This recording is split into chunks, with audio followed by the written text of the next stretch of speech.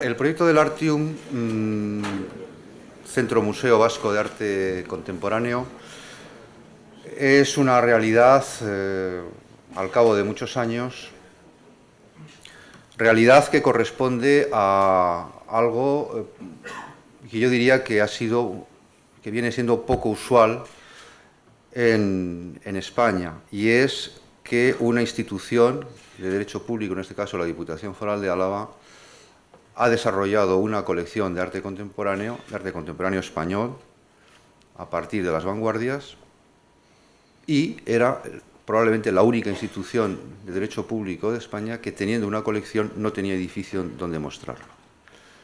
En los últimos tiempos todos sabemos que ha sido bastante frecuente encontrarnos con edificios de museos de arte contemporáneo, generalmente, o a poder ser, firmados por los grandes arquitectos de actualidad, digamos, y sin embargo la Diputación Foral de Álava, teniendo una colección de más de 1.600 obras de más de 1.000 artistas, es decir, que no creo que exista ningún nombre del arte contemporáneo español a partir de los años 20 que no tenga una, dos o más obras en esta colección, no tenía un lugar donde exhibirlas. Se exhibían en un palacete del año 1907 que se llamaba Museo Provincial de Bellas Artes, era uno de estos museos que hay en muchas ciudades de provincias en los que se juntan arqueología con numismática, con arte religioso, etc. Esta colección tiene además la particularidad de que ha sido formada aproximadamente desde el año 60-64, comenzada por don Cayetano Ezquerra, que fue diputado general de Álava, un hombre de grandes inquietudes, el mismo coleccionista de arte, pero es una colección que se ha desarrollado en manos de unos técnicos, de unas personas que han permanecido siempre en el mismo lugar y con presupuesto provincial, con presupuesto público, y a veces con gran riesgo, han ido sistemáticamente comprando el arte español contemporáneo. Ya en el año 85 se me encargó un primer proyecto de ampliación del Museo de Bellas Artes, que en la misma parcela donde está el museo, es una zona residencial de la ciudad, muy agradable, en un eje cultural muy importante desde el punto de vista urbanístico de la Vitoria del siglo XIX, proyecto que no se llevó a efecto, por razones que en este momento no hacen al caso. A partir del año 85, prácticamente todas las corporaciones provinciales me han ido encargando que proyectase un museo, cada una en un sitio distinto, como no podía ser de otra forma. El mismo día en que presentaba el proyecto que yo creía que iba a ser el definitivo, en ese mismo instante de la presentación, el diputado de Cultura dijo que casi mejor que en otro sitio, que era este. Este sitio, cuando me lo dijeron, a mí me dio un vuelco el corazón, porque si bien yo he vivido hasta los 20 años en la casa de aquí al lado, esto era un agujero de 7,5 metros de profundidad y 7.200 metros cuadrados de superficie, debajo del cual había 3 plantas de aparcamiento ya hechas y llenas de agua. Esto se debió a una operación urbanística de ayuntamientos anteriores que querían solucionar, entre comillas, el problema de la estación de autobuses, que se encontraba exactamente donde estamos ahora.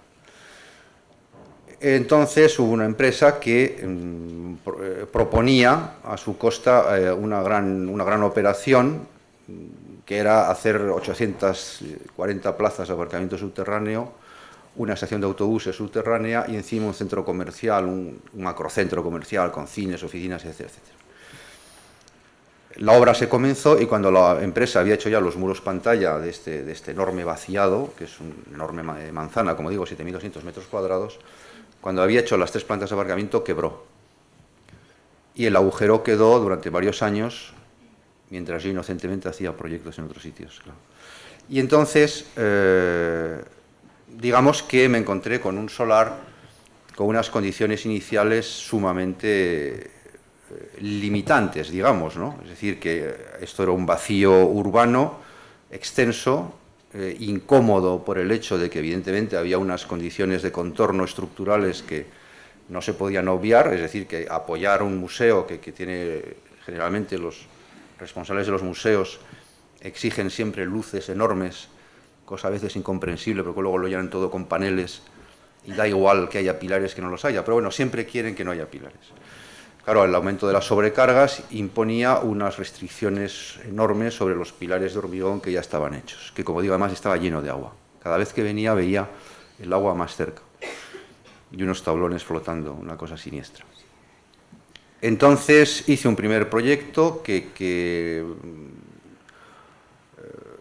quizá era excesivamente ambicioso para las condiciones económicas que la Diputación en aquel momento estaba dispuesta a asumir, y finalmente se optó por la idea, que es la que definitivamente se ha construido, que fue inaugurada el 26 de abril de este año.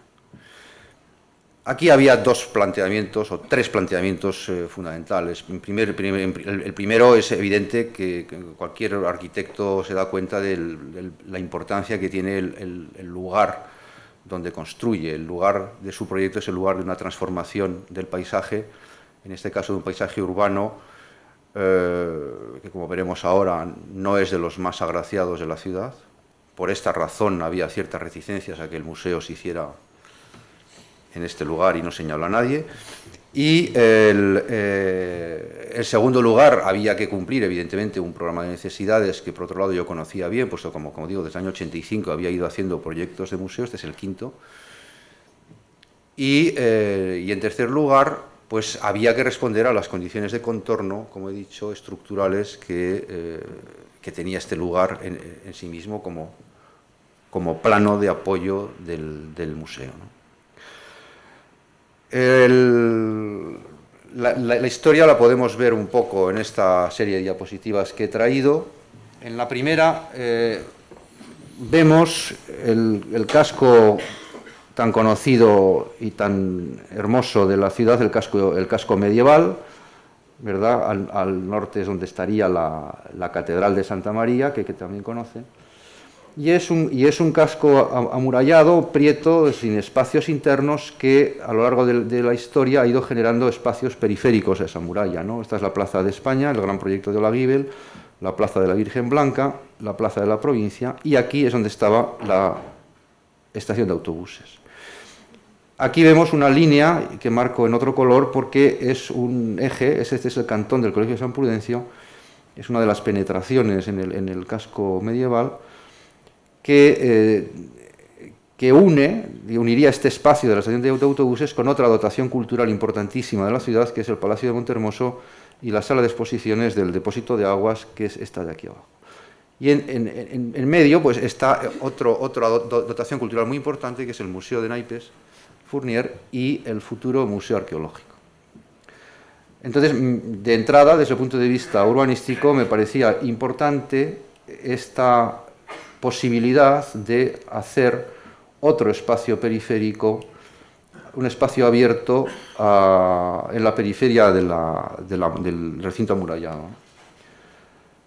Como vemos, estas son calles de 9 metros de anchura, es un ensanche de los años 40, muy, como se ve, de unas grandes limitaciones urbanas, calles estrechísimas ya, incluso para la época en que fue desarrollado, ya eran calles muy estrechas, y estaba claro que era preciso encontrar una forma de darle respiración a esta zona tan comprimida, ¿no?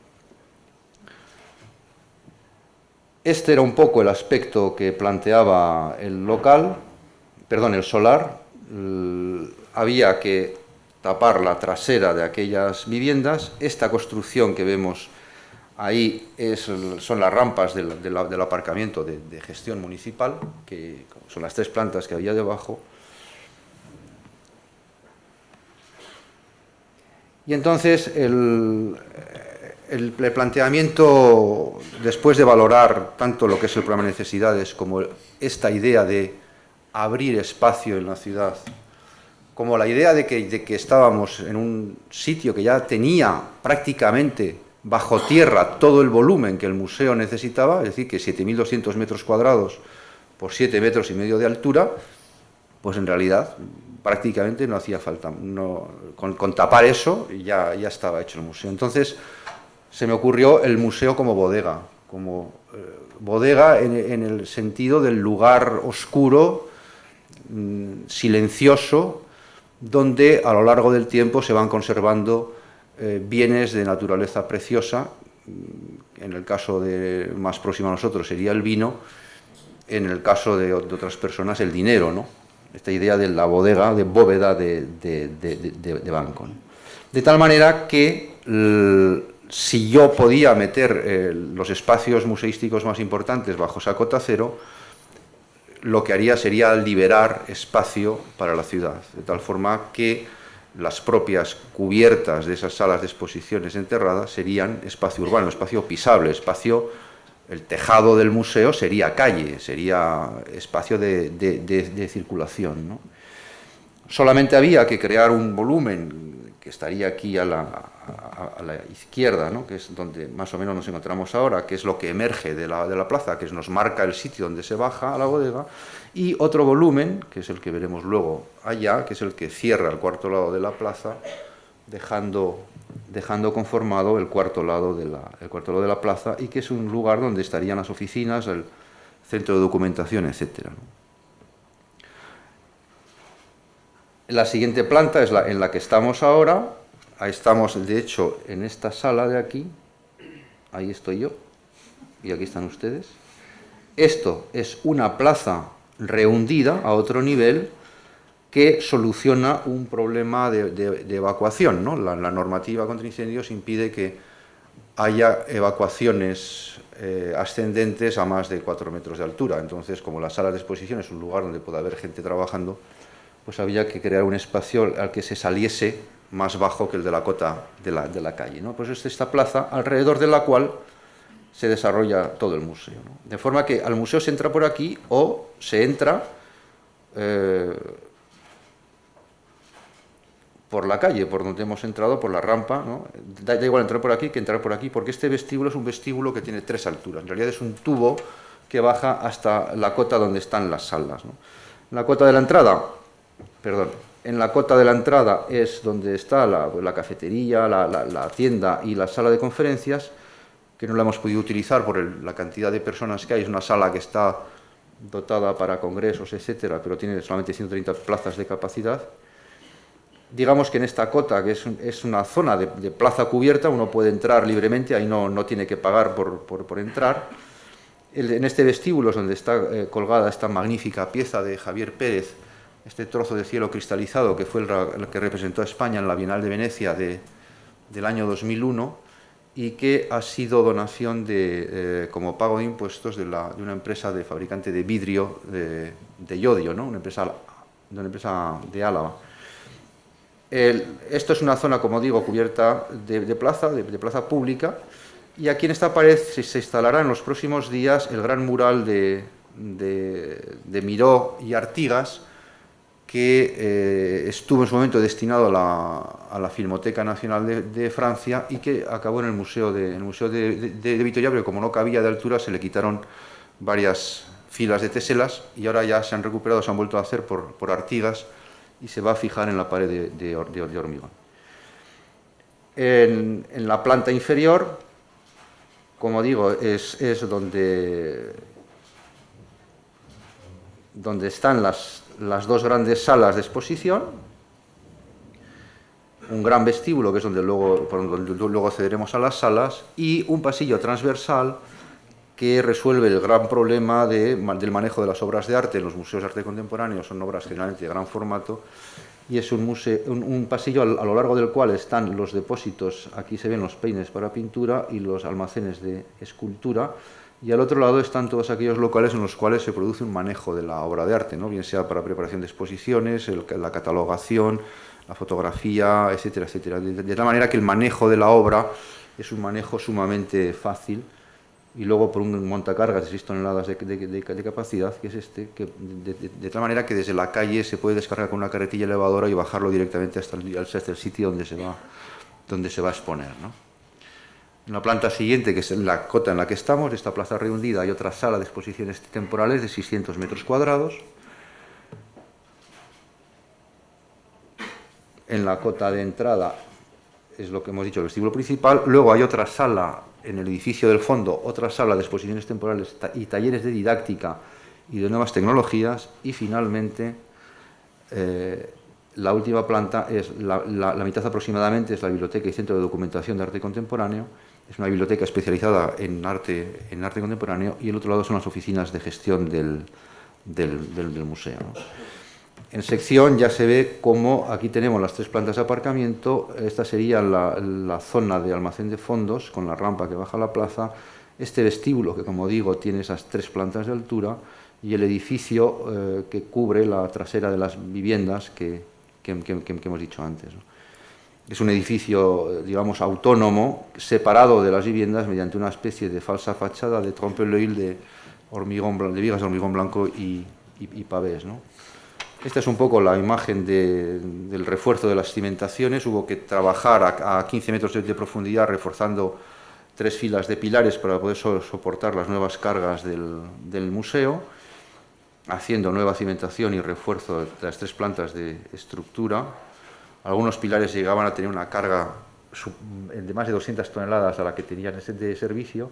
Y esta es un poco esta idea de cómo esa calle que hemos visto antes, que era prácticamente un túnel, queda a menos de la mitad reducida, se convierte en plaza, y esta es la fachada lateral del edificio donde están las oficinas y los talleres de didáctica, y esta celosía, esta especie de falsa fachada que le da continuidad urbana a la fachada de la calle, pero al mismo tiempo separa claramente 2 usos tan distintos como son las viviendas y el museo, ¿no? Esta es la entrada principal, está este bloque de hormigón de planos que se intersecan. A la izquierda está la tienda, que tiene acceso también desde la calle, por si el museo está cerrado, la tienda puede estar abierta, y al otro lado la sala de conferencias. Este es un poco el conjunto donde se ve esta idea ya de ocupación del espacio urbano, que incluso se me ha permitido pavimentar las calles laterales con el mismo material que todo el interior, de tal forma que todo el alfombrado nos está dando a entender que el espacio interno donde estamos pisando las salas del museo también es espacio público ganado a la ciudad, ¿no? Y el edificio del fondo, aquellos óculos, son los que corresponden a los talleres de didáctica y a la sala de exposiciones temporales, y la cristalera superior son las oficinas y el centro de documentación, ¿no? Esta es la plaza con las rampas que permiten una bajada incluso de vehículos hasta la cota en la que estamos.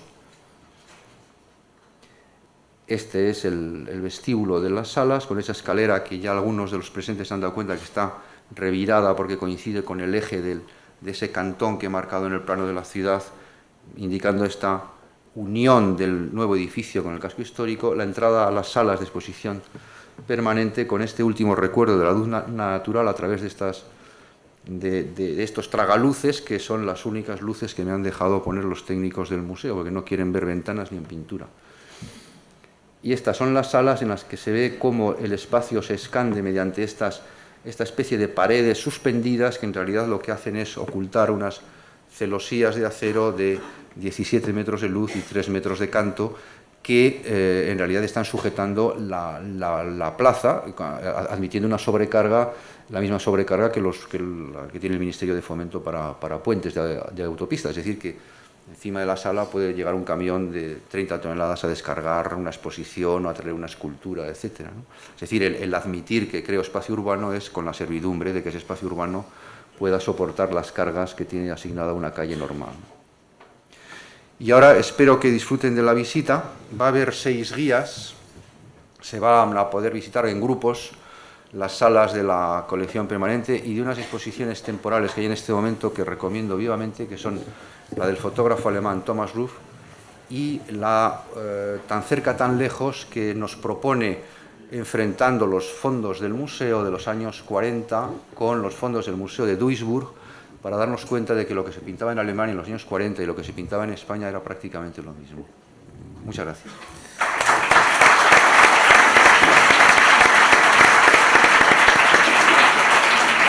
Bueno, pues gracias, José Luis, por no contar todo lo que ha sucedido hasta que hemos llegado a ver esta bella arquitectura. porque no ha sido capaz de contarlo todo, porque efectivamente los partos dicen que suelen durar 9 meses, pero ha habido muchos partos de discusiones. Distócico, es distócico. Este es de todo. Los que tenemos memoria histórica, política, pues aquí llevamos muchos años hasta que hemos visto este bello edificio totalmente terminado y destinado a la cultura. Y bueno, mis últimas palabras son pues para agradecer a la dirección de la Academia del Partal su elección para estas jornadas, o bienal, como las titulan ustedes, de esta ciudad que espero que les guste tanto como les puede gustar hoy a todos ustedes este museo y las obras que contiene el mismo. Muchas gracias.